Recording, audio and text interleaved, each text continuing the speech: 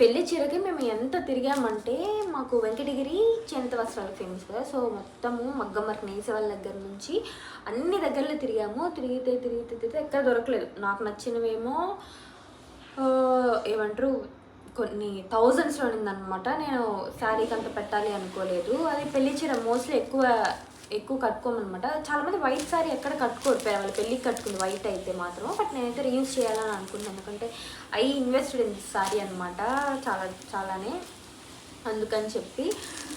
So ఇంకా last ఒక half day తిరిగితే లాస్ట్ ఒక షాప్కి వెళ్ళామన్నమాట, ఈ ప్రధాన చేరుకున్న షాప్కి.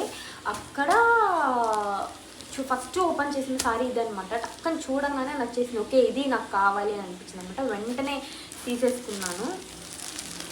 సో ఇది హాఫ్ వైట్ సారీ అనమాట, ఇలా వస్తుంది. ఇది half white with red border అనమాట.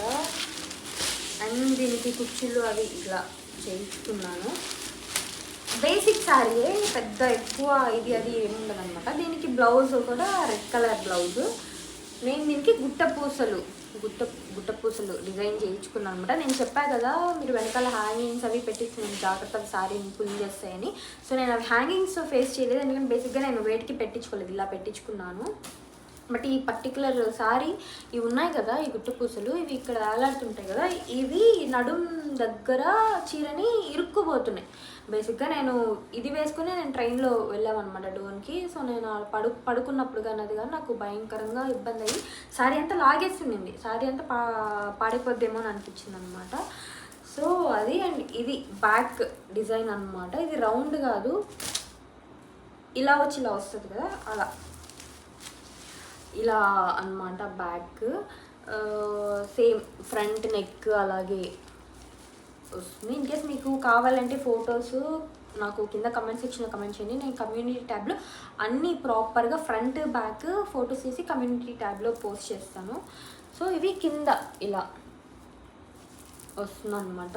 ఇది నాకు బ్లౌజ్ మగ్గం వర్క్ ఛార్జ్ 3000 రూపీస్ పడింది, ఎందుకంటే ఇవి గుట్ట పూసలు, జర్దోజీ వర్క్ అండ్ ముత్యాలు అన్నీ వచ్చేసరికి బాగా తీసుకున్నారనమాట. బట్ నేను ఎక్కువ చేయించుకోను, చాలామంది ఇదంతా చేయించుకుంటారు కదా, నాకు అంత హెవీ వద్దు అనిపించింది, అందుకని నేను కింద వరకే పెట్టించుకున్నాను.